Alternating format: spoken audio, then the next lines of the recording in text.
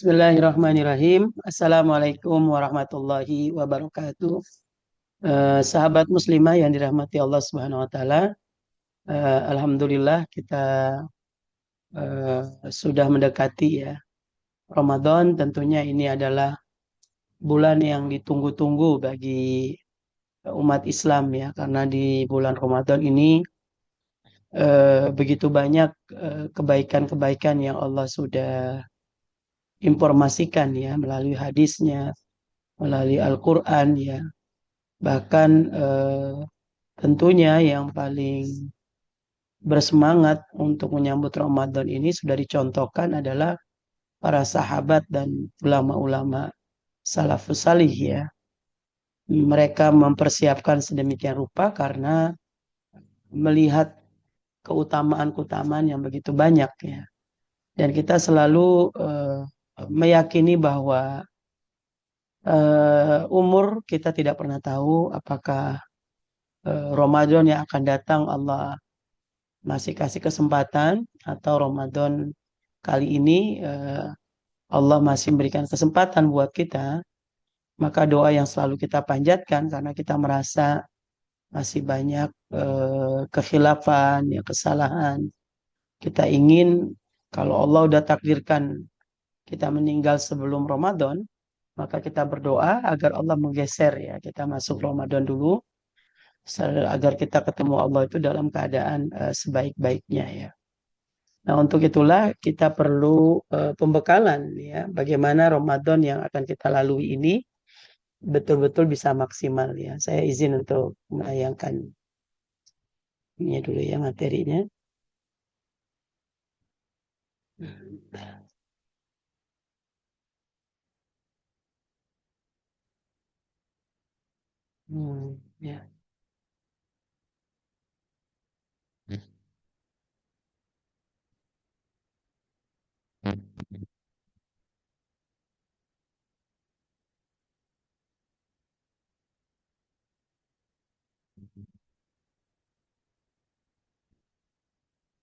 Ya,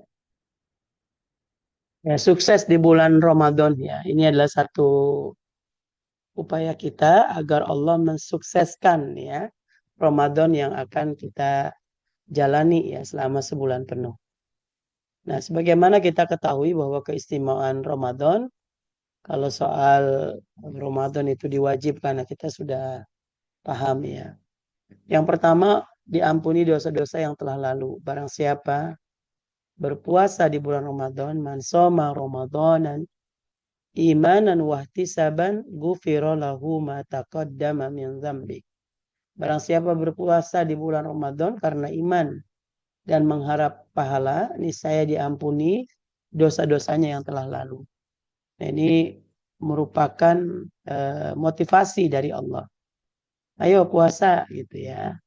Yang bagi puasa yang seperti apa yang bisa mendatangkan ampunan dan pahala ya.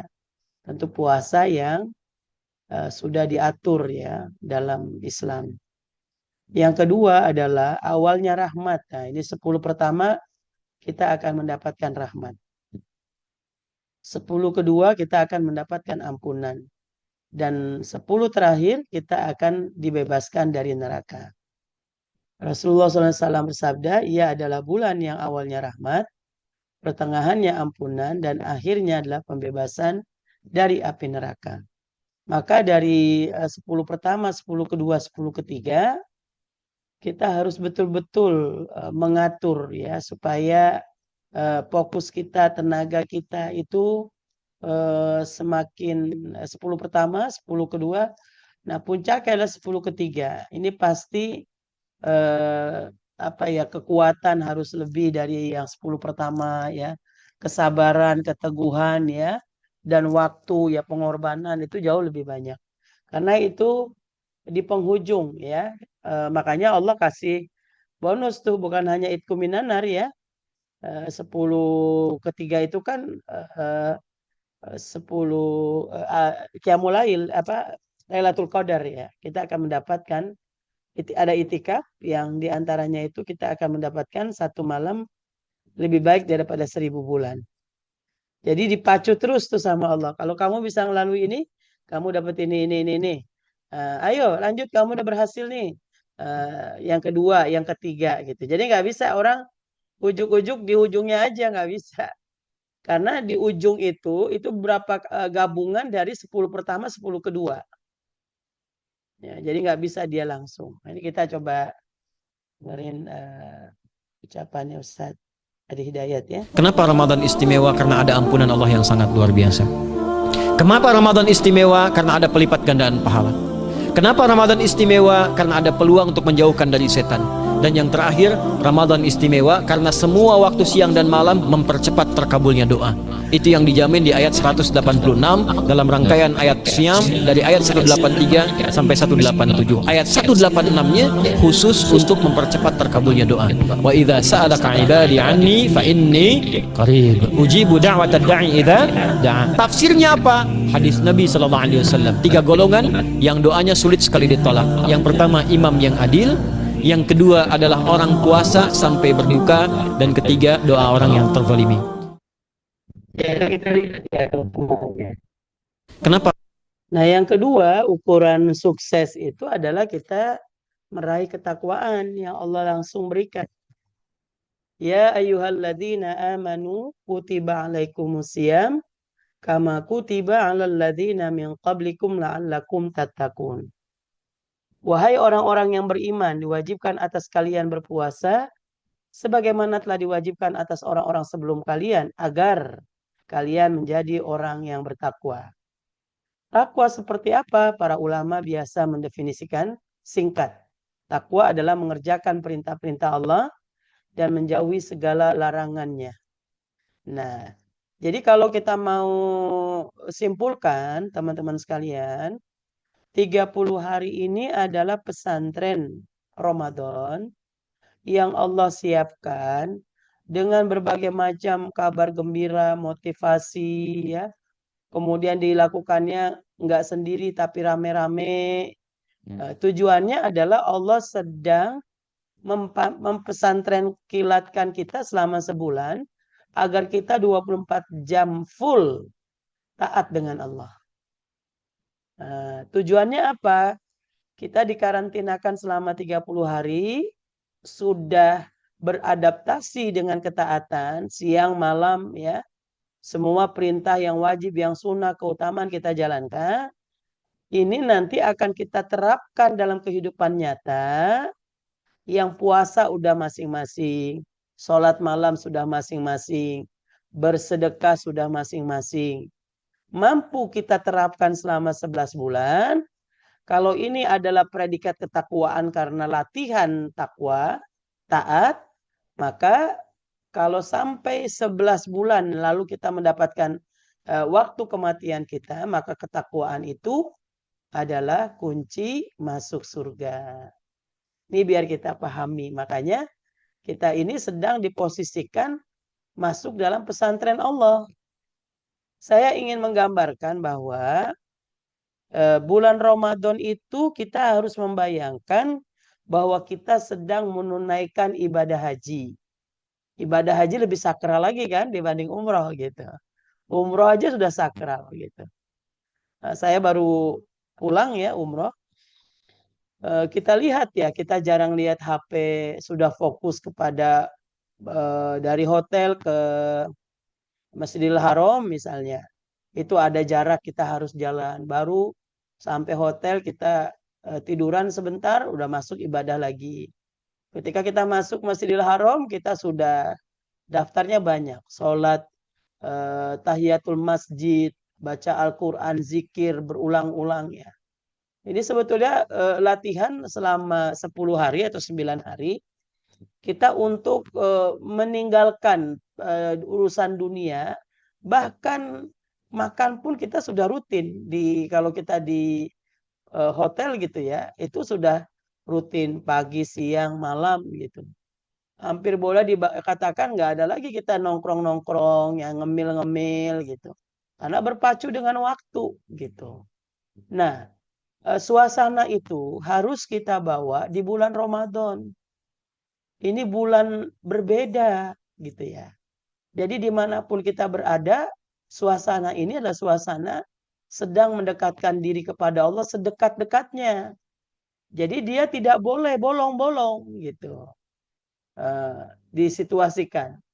Gak ada kan aturannya sebulan penuh harus libur, cuti masal misal, nggak ada. Bagaimana kita bisa? Jadi seolah-olah pesantren Ramadan ini adalah latihan kehidupan nyata.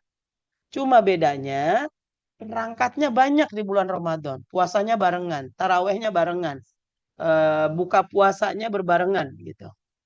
Bahkan dikelola zakat infaknya juga barengan gitu. Supaya jadi magnet, yang nggak puasa bisa puasa, yang taraweh bisa taraweh. Tujuannya nanti ada kehidupan nyata gitu. Nah, kita mau menghadirkan itu. Tapi kalau kita tidak membangun suasana Ramadan seperti suasana kita umroh, kita tidak lagi memberikan pengaruh apa-apa kecuali tidak makan dan tidak minum. Jadi semua target yang kedua adalah tujuan untuk meraih ketakwaan itu selalu dilandasi dengan keikhlasan. Jadi berapapun upaya kita membaca Al-Quran, berapa halaman, berapa kali khotam, tarawih kita, qiyamul lail kita, sedekah kita gitu ya. Itu bisa kita niatkan. Yang pertama adalah ikhlas dulu. Yang kedua tekad gitu ya. Nanti insya Allah di formasi kita akan ada kegiatan setiap hari tilawah 1 juz via Zoom. Tapi Zoom-nya itu bisa di off cam ya. Tidak disuarakan. Semuanya baca Al-Quran dulu 1 juz, baru ada kultum. Nah, di situ juga setiap hari kita memprogramkan sedekah subuh ya judulnya, sedekah subuh. Itu kita dari mulai 5.000, 2.000. Karena kan memang harus ada panduan gitu supaya kita terbiasa. Kalau kita baca 1 juz sendirian itu repot. Tapi kalau kita niatin, jadi Zoom-nya dinyalain gitu, sudah baca 1 jam ya. Tergantung kalau kita nggak sampai 1 juz 1 jam, kita bisa setengah juz. Tapi paling tidak kalau 1 hari setengah juz, kita udah berprestasi di hadapan Allah. Setelah Ramadan kita 15 juz baca Al-Quran. Nah, perlu perangkat-perangkat itu gitu. Makanya kita coba gitu untuk ini nanti ada Google Form-nya. Alhamdulillah saya baca juz pertama.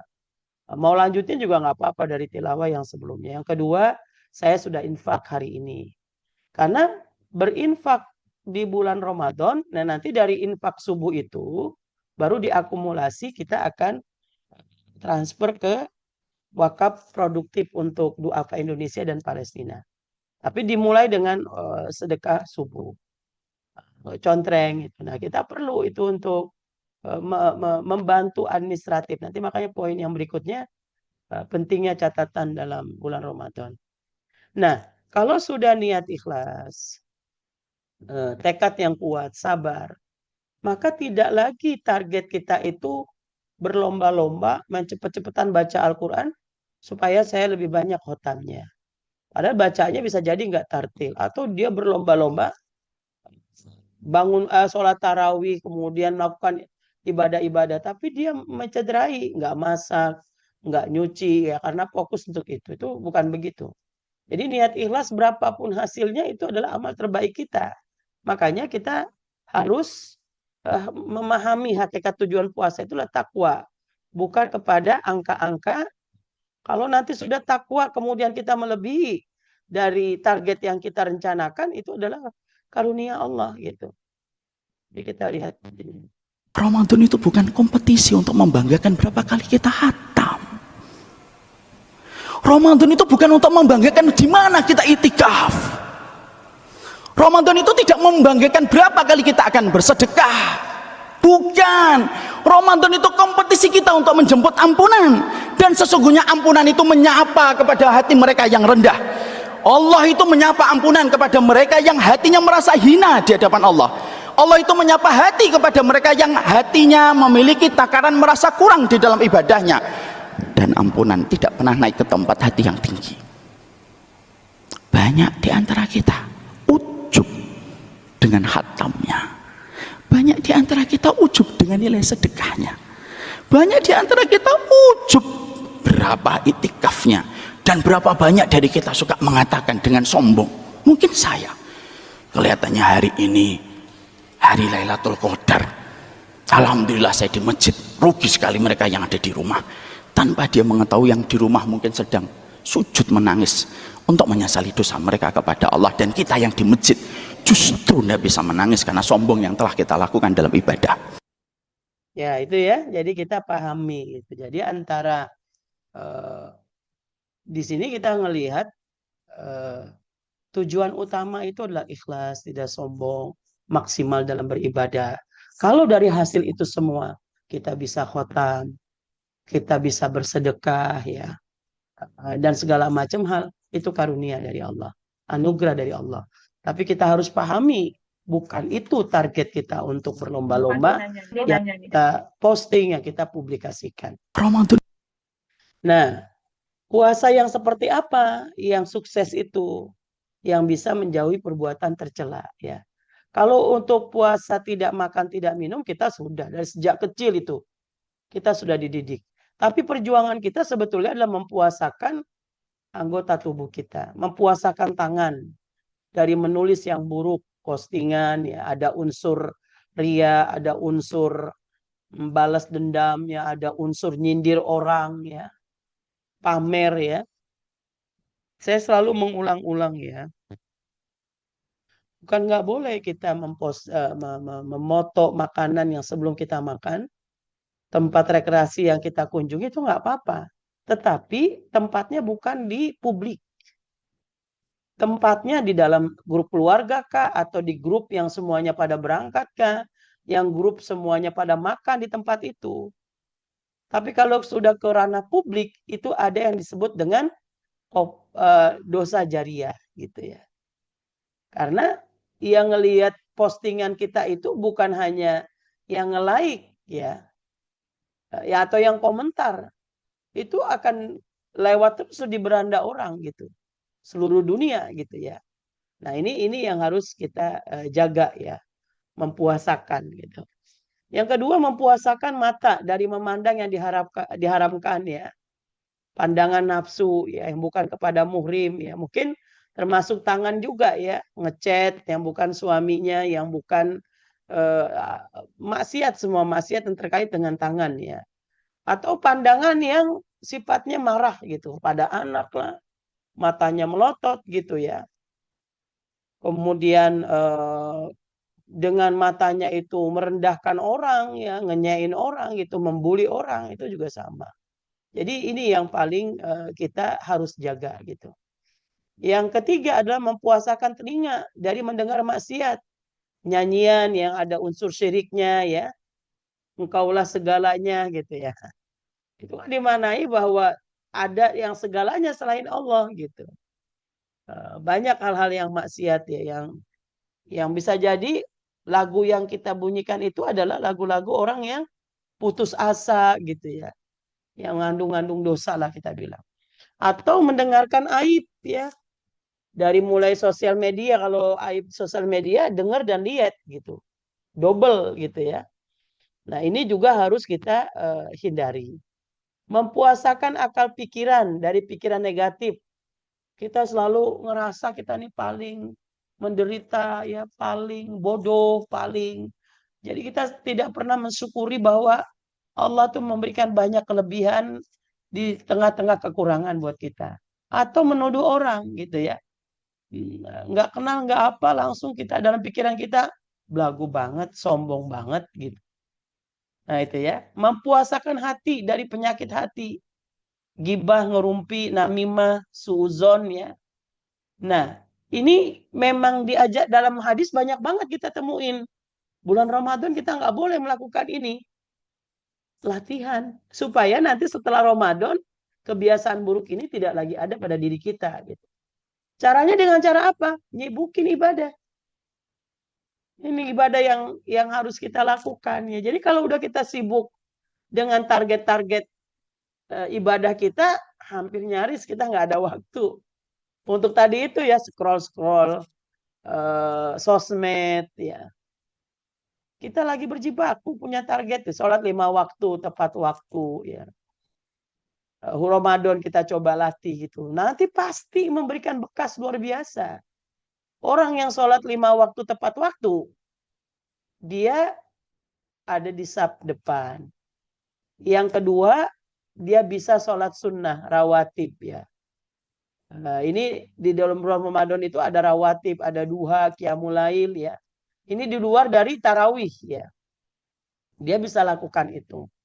Ibaratnya tuh Ramadan kayak di umroh lah ya. Kita seolah-olah jarak kita dengan kalau kita mau ke Masjidil Haram Madinah itu kan seolah-olah kita sedang menuju Allah, meninggalkan dunia gitu ya. Nah, ini yang harus kita latih. Kita lagi meninggalkan waktu-waktu yang nggak bermanfaat itu, coba kita saring lagi gitu ya. Tilawah dengan target minimal 1 kali khotam. Kalau orang yang lancar 1 kali khotam itu 1 jam. Kita nggak usah 1 jam itu lama gitu. Dari 24 jam kita targetkan 10 jam kita membaca 1 juz. Berarti 1 jam itu kita membaca 1 lembar. Karena kan satu juz itu 10 lembar. 1 lembar itu 2 halaman. 1 jam. Misalnya kita mulai dari jam 8. Kita baca aja 1 jam 8 itu. Selama 1 jam itu kita baca 2 halaman. Nanti jam 9 lagi sibuk. Kita jam 10. Nah, itu enggak akan kerasa. Tapi kalau kita baca 1 jam itu sekali duduk, berat ya. Memang kan iman kita ini enggak setebal orang di Gaza ya. Orang di Gaza setoran hafalan Qur'annya 1 kali duduk 30 juz. Dari habis subuh sampai maghrib ya. Setoran hafalan 30 juznya seperti setoran Al-Fatihah gitu ya. Nah, kita pelan-pelan. Yang penting niat kita adalah kita sampai baca Al-Quran ini. Ternyata saya nggak bisa nih. 1 jam 1 lembar. 20 jam deh. Berarti 1 jam itu kita baca 1 halaman. Dikit kan ya kalau kita lihat gitu. Tapi memang setannya kan banyak ya. Karena memang pahalanya banyak. Godaannya juga banyak. Padahal kalau kita iseng-iseng gitu ya. Kita pegang HP itu selama 24 jam berapa lama gitu kita gabung gitu ya. Nah, kemudian membaca tafsir atau tulisan tentang Al-Quran. Ini bisa juga Ibu misalnya kalau kita dikasih kelebihan rezeki ada wifi dan segala macam hal. Lihat aja YouTube. Tafsir Quran misalnya tentang puasa ya. Banyak kita bisa temukan. Berzikir pagi sore ya. Kalau berzikir sekali duduk juga berat gitu. Gak apa-apa. Kalau berzikir pagi itu umumnya adalah 30 menit. Kita mungkin batasan pagi itu kan dari pagi sampai zuhur gitu ya. Atau jam 10 lah. Itu kelar juga gitu. Berselawat ya. Minimal 200 setiap hari ya. Berselawat dan beristighfar itu bagusnya di pertengahan malam. Atau di sela-sela kita beraktivitas juga bisa gitu. Tarawih dan qiyamul lail dengan target full sebulan ya, kecuali ini yang haid ya. Ibadah yang terkait dengan harta ya, sedekah jariah ya. Wakaf subuh ya, tapi kita istilahnya adalah sedekah subuh gitu. Dan memberi iftar itu tidak harus membebankan. Kita ngundang tetangga, kita kumpulin ya gede biayanya gitu ya. Kita mungkin nyiapin 1 hari itu air mineral, roti, sama korma gitu. 1 bungkus aja itu. Nanti kita ketemu orang di jalan gitu yang berpuasa tentunya ya. Nah, ini buat iftar gitu. Sama aja gitu. Nah, ini semua kita anggap seperti kita tawaf, seperti kita syai, seperti kita berburu raudhah ya. Jadi yang merubah mindset suasana itu adalah diri kita. Tapi kalau kita menganggap ini adalah sebagai rutinitas, ya kita hanya dapat pahala tidak makan dan tidak minum karena nggak ada aktivitas yang lain gitu kecuali rutinitas ibadah yang selama ini sudah kita lakukan. Nah, ini mencatat ibadah Ramadan ya. Jadi kita perlu teman-teman sekalian, kalau dulu kan anak-anak SD itu disuruh buat ya baca Al-Quran sehari tak tulis ya. Bahkan gurunya pintar juga tuh yang udah kelas 5 kelas 6 suruh buat ringkasan ceramah taraweh. Tujuannya untuk apa? Supaya anak ke masjid gitu. Nah, kita kan nggak untuk latihan lagi, tetapi catatan itu membuat kita disiplin ya.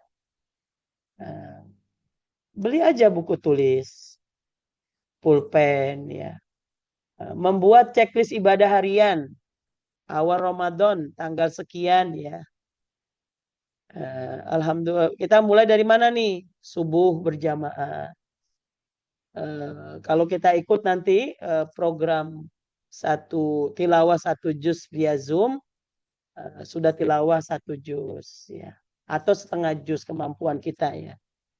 Kemudian duha kita tulis hari itu. Infak sudah ada ruangnya ya, mau 1.000, 2.000, tapi tiap hari kita berinfak. Kemudian itu ya menetapkan target yang realistis ya, sesuai kemampuan. Tadi video itu, kalau kita memang ukurannya belum bisa sekali kali khotam, setengah 15 juz gitu kita baca targetnya. Evaluasi diri harian. Nah catatan itu malam hari kita lihat tuh. Wah ini ada yang bolong. Mudah-mudahan besok nggak bolong lagi. Atau kita lupa debit atau transfer ya infak harian kita. Besok saya mau double. Saya niatkan untuk yang kemarin. Mencatat kebaikan kecil dan sedekah harian ya. Sedekah harian itu bisa iftar, bisa yang tadi ya. Kita dipacu. Menggunakan jurnal Ramadan untuk menjaga motivasi. Kita catat di situ. Ada doa-doa khusus. Ada kata-kata ya target spiritual ayat Al-Quran yang berkesan setiap hari. Nah ini penting banget gitu ya. Nah, kita lihat nih pentingnya catatan. Bikin agenda saat Ramadan ya, supaya nggak pusing nanti kalau masuk hari pertama apa yang dikerjakan, hari kedua apa yang dikerjakan, subuh apa, siang apa, sore apa. Cuman nanti saya berikan 3 yang pokok ini, ada 3. 1, meningkatkan sholat. 2 yang terakhir saya cepat. 2 yang terakhir adalah banyak berinteraksi dengan Al-Quran. Amalan terakhir infak. Pernah dengar hadis ini nggak? Siapa yang memfasilitasi bukaan orang puasa walaupun dengan sebiji kurma dan sehirup air, maka dia mendapatkan pahala seperti orang puasa itu tanpa dikurangi sedikit pun. Ada hadisnya sahih di At-Tirmidzi. Nah itu ya diantaranya. Jadi semua itu kita catat. Ketika catat pada saat itu kita mulai kerasa tidak malas mencatat, pasti ada yang bolong. Wah, apa yang mau kita catat kalau pada saat itu ternyata kita lewat baca Al-Quran. Lewat tarawih gitu ya. Jadi catatan itu sebetulnya menjaga keistiqomahan kita ya dalam Bikin agenda. Nah, yang berikutnya teman-teman sekalian adalah lingkungan yang baik di bulan Ramadan ya. Jadi lingkungan yang baik itu kita bersyukur nih di PLN ya. Kalau nggak salah ya, itu setiap zuhur ada kultum. Coba teman-teman targetkan. Kalau tadi ada buku catatan, boleh juga buku tulis itu ya. Jadi di bawahnya itu di lembaran berikutnya itu adalah poin-poin penting dari isi kajian zuhur itu. Kajian zuhur yang kita catat itu kita catat itu. Nanti teman-teman akan merasakan nikmatnya ya. Maka ketika bulan Ramadan yang akan datang kita akan mereview Ramadan ini target kita di mana? Nggak mungkin dong kita stagnan. Kita akan nambah walaupun nambahnya bisa jadi sesuai dengan kemampuan kita gitu. Nah, itu kita catat gitu ya. Semua catatan kita berinfak ya. Berbagai macam hal yang kita lakukan. Nah, ini yang pribadi. Nah, lingkungan itu penting banget. Coba bayangkan. Kalau teman kantor kita nggak pada puasa. Kalau teman tempat kumpul kita kemudian nggak sholat, nggak baca Al-Quran. Akhirnya yang terjadi adalah termarginalkan. Seolah-olah orang yang berpuasa, orang yang baca Al-Quran, orang yang sholat itu adalah aib. Gitu. Nah, maka penting banget kita bersyukur punya lingkungan yang soleh, tempat kantor kita, tempat tinggal kita. Makanya kan kita nggak boleh menjadi orang yang individualis. Gitu. Kita hanya sibuk ya dengan kesolehan diri kita. Kita nggak pernah hadir di masjid lingkungan kita. Kita nggak pernah tahu ada pengajian apa di situ. Coba bayangkan, kalau semua orang kayak orang yang tadi itu ya tidak peduli dan segala macam, dia sibuk hanya kesolehan dirinya saja, maka yang ketika tidak ada lingkungan orang-orang soleh, maka akan hadir lingkungan orang-orang yang bermaksiat. Enggak dibayangkan ya, saya pernah cerita kan, namanya di daerah kota mana gitu, Jawa Tengah apa ya, yang dia itu eh, dikasih karunia oleh Allah, harta berlimpah itu. Di Indonesia ya. Ada padahal videonya, saya lupa untuk masukin. Nah, tetapi ini sudah melampaui batas. Dia pesta minum-minuman keras, pesta perzinahan. Bahkan zina yang dilakukan itu bukan lagi dengan orang lain. Ibu dengan anak, ya, bapak dengan anak gitu. Maka dalam waktu sekejap itu dihancurkan oleh Allah. Nah, kita harus menciptakan lingkungan baik.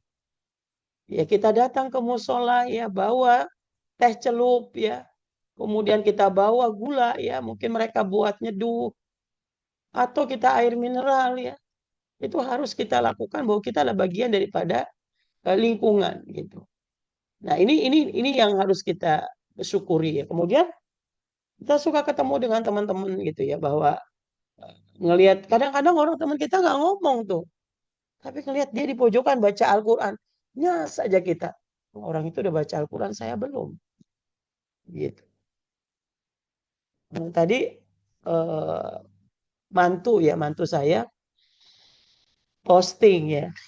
Cucu saya Azima yang di TK diarak gitu. Diarak karena kelar baca Al-Quran khotam ya. Anak TK setahun khotam itu luar biasa ya. Mulainya dari Desember yang lalu. Desember kemarin ya, nggak sampai setahun, Desember, Januari, Februari, 3 bulan ya, khotam. Terus di grup itu kan ada tante-tantenya, saya bercandain gitu ya. 3 bulan tapi terukur gitu anak-anak. Ya karena pihak sekolah sama orang tua ya ada. Jadi di sekolah dia sampai halaman berapa nanti di rumah gitu ya. Saya bercandain sama anak-anak. Saya udah pada kerja segala macam. Saya bilang, ya nanti Umi juga mau nih ngadain catatan lomba nih anak-anak Umi eh, berapa lama dia khotam tilawah, bukan hafal ya, tilawah gitu. Jadi anak-anak ketika kita ngelihat anak kita berhasil, cucu kita berhasil begitu, kita yang dewasa harusnya nggak harus nunggu diarak kan gitu ya bahasanya. Jadi untuk istiqomah baca Al-Quran itu memang harus disiapkan sejak kecil ya. Makanya cucu-cucu saya ini orang tuanya memang strict banget dengan HP ya. Satu saat saya datang tuh ke salah satu anak saya ya. Saya bilang kok ini eh, pada pegang casing anak dua cucu anak saya itu.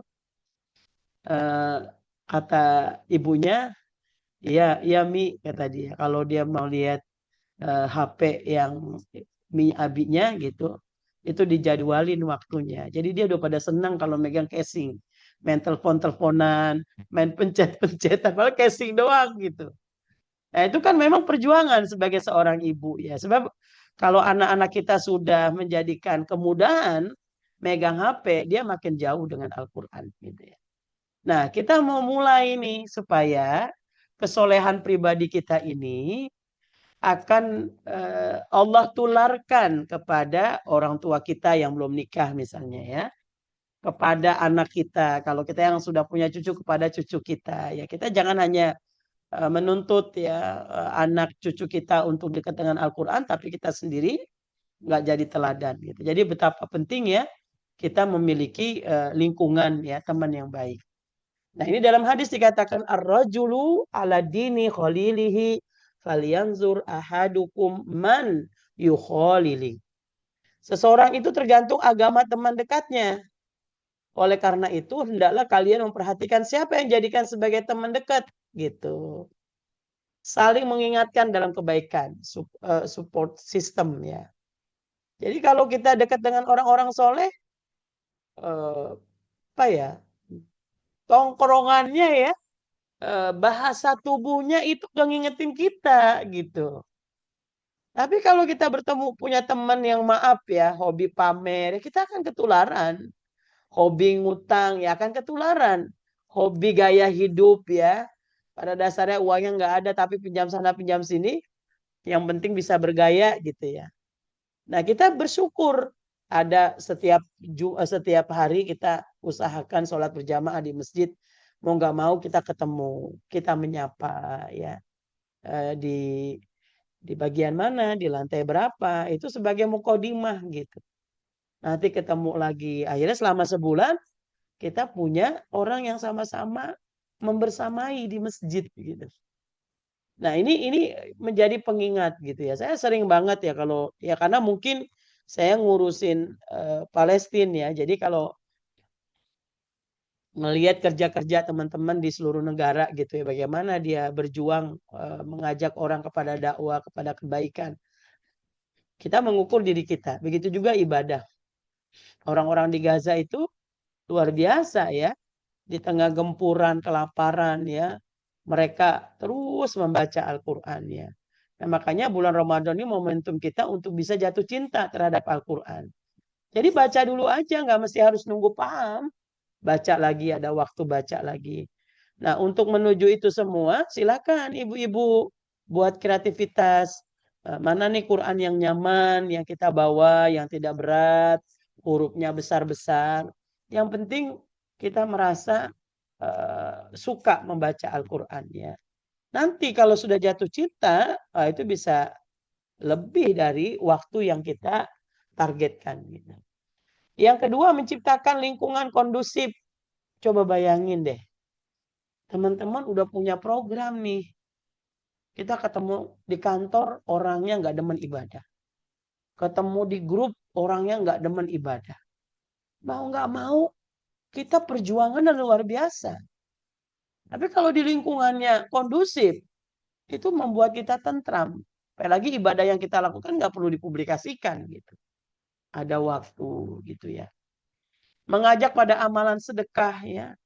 Suka datang ya, mungkin ajakan berwakaf, ajakan bersedekah. Nanti kalau kita mau masuk dalam grup 1 jam tilawah setiap hari, kita juga akan terus ngelihat orang mentransfer Rp5.000, Rp2.000 misalnya. Itu akan terbantu oleh kita gitu ya. Nah ini mengajak kepada amalan sedekah. Kemudian ada juga yang urunan gitu ya. Mau nyumbang nggak? Kita mau ini nih bantu orang-orang yang nggak mampu untuk nyiapin makanan iftar. Kan kalau kita ngelola sendiri dananya terbatas. Oh, saya urunan dong gitu. 1 paket gitu ya. Nah ini mengajak pada amalan sedekah kita. Yang keempat adalah membantu konsistensi istiqomah ya. Jadi teman-teman yang soleh itu dia ngingetin kita untuk istiqomah. Jadi kadang-kadang kita diingetin gitu. Jangan lupa ya say gitu. Jadwal yang ngaji gitu. Dikirimin di WA-in ya. Walaupun bisa jadi yang dikirimin cuma ngebaca doang, nggak ngejawab ya nggak apa-apa. Tapi kita bersyukur gitu. Ada yang ngingetin untuk bantu Palestina, bantu wakaf produktif untuk Palestina misalnya. Atau untuk yatim ya itu kita bersyukur. Ada yang ngingetin gitu ya.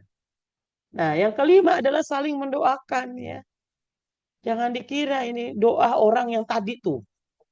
Yang sholatnya tepat waktu. Yang selalu baca Al-Quran. Yang selalu bersedekah. Yang selalu taraweh nggak ditinggalin. Itu luar biasa doa orang-orang soleh itu. Kalau dia perempuan makbul itu, bukan berarti laki nggak makbul, makbul ya.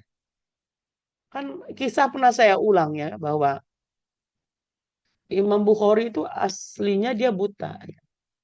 Tapi doa ibunya yang nggak pernah berhenti ya, itu mustajab. Atau di Al-Aqsa ya, para murabito.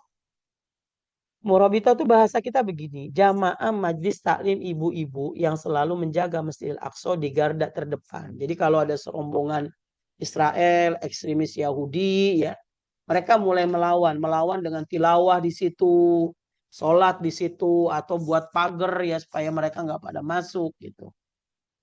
Nah itu suatu saat atau ibu-ibunya eh, mereka langsung yang mushaf, kemudian Allahu Akbar, Allahu Akbar. Ternyata informasinya yang mengucapkan Allahu Akbar takbir biasa itu membuat pontang-panting ketakutan ekstremis Yahudi yang ada di dalam itu. Laporlah dia kepada pimpinannya. Sejak itulah dibuat aturan oleh Israel karena di sekitar Al-Aqsa, Al-Quds itu yang berkuasa Israel. Dibuatlah aturan para penjaga Masjidil Aqsa yang umahat ibu-ibu ya, yang mengucapkan takbir mereka ditangkap. Jadi banyak yang ditangkap karena mengucapkan takbir. Jadi bagaimana takbir yang biasa kita ucapkan ketika dibacakan oleh seorang ibu yang tadi ya soleh, itu bisa membuat orang takut gitu. Nah ini kita lihat terakhir ya. Saya coba untuk tulis nih teks yang ada di video nanti. Ahli neraka berkata, ya Rob, mereka keluar dengan amal soleh. Jadi ahli neraka bilang, apakah kami bisa keluar gitu kalau bahasa kitanya ya. Dengan amal soleh, Allah menjawab, enggak. Dengan tilawatil Quran, enggak. Dengan berbakti, enggak. Ya. Jawabannya, nah Allah bilang bukan. Yang menyebabkan mereka keluar dari neraka adalah teman-teman yang soleh yang dulu bersama mereka di dunia. Coba bayangin. Ya kenapa mereka nggak bisa dikeluarkan dengan amal soleh? Nggak beramal. Kalau dia beramal ya dia nggak ada di neraka gitu ya. Kenapa dia nggak bisa diselamatin dengan tilawatil Quran? Bisa jadi dia nggak baca Al-Quran. Bisa jadi dia nggak berbakti gitu. Ternyata teman yang membersamai kita, teman-teman soleh yang dulu membersamai kita di dunia itu yang ada di surga yang bisa menjadi penyebab kita dikeluarkan dari neraka.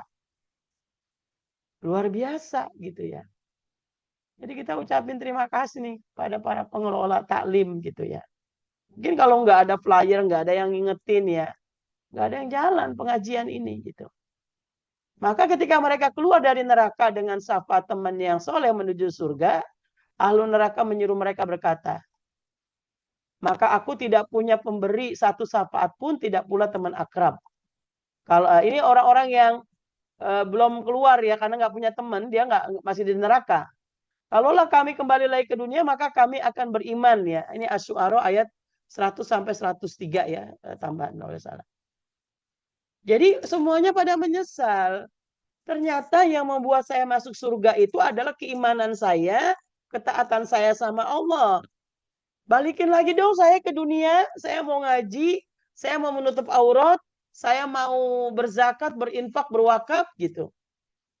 Ayat ini kan masih ada sampai sekarang nih. Bahwa itu akan terjadi nanti di sana.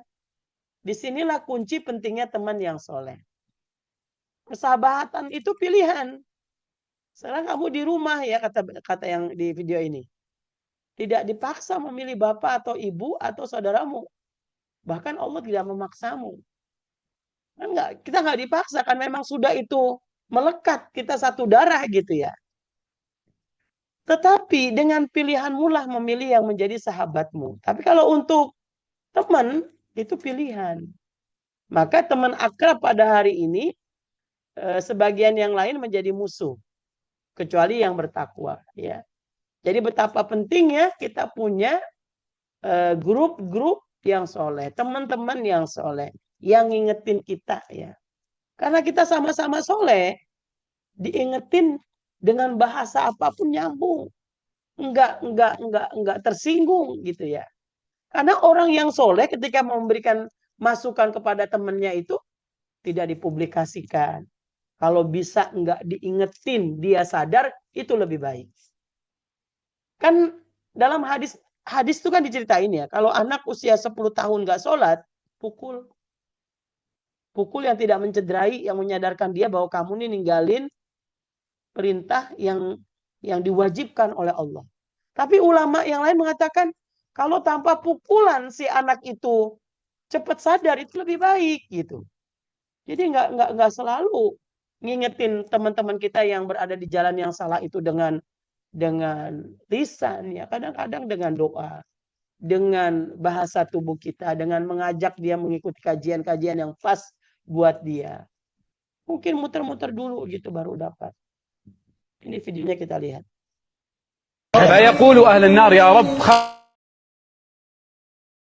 فيقول أهل النار يا رب خرجوا من النار إلى الجنة بعمل صالح فيقول لا خرجوا بتلاوة قرآن خرجوا ببر والدين فيقول لا وإنما أخرجهم صديقهم أو أصدقائهم الصالحين الذين كانوا معهم في الدنيا فلما يخرج أهل النار بشفاعة الصالحين إلى الجنة ينادي أهل النار يقولون فما لنا من شافعين ولا صديق حميم فلو أن لنا كرة فنكون من الله فهنا مناداة عظيمة إلى الصحبة الصالحة الصحبة اختيارك الحين أنت في البيت مو أنت اللي اخترت أبوك ولا أنت اللي اخترت أمك ولا أنت اللي اخترت أخوك هذا الله سبحانه وتعالى فرضها عليك ولكنك باختيارك تختار صحبتك الأخلاء يومئذ بعضهم لبعض عدو. Ya, ini teman-teman sekalian, Masya Allah, mudah-mudahan kita dipanjangkan umur, disehatkan ya, dan saling tolong menolong, mendoakan agar agenda pesantren Ramadan yang Allah siapkan nggak ada satupun yang kita tidak checklist ya. Saling mendoakan, saling mensupport ya. Dan tadi ya, hindari perasaan ujub bahwa kita lebih soleh dibanding orang lain, itu harus kita hindari. Saya pikir ini. Assalamualaikum warahmatullahi wabarakatuh.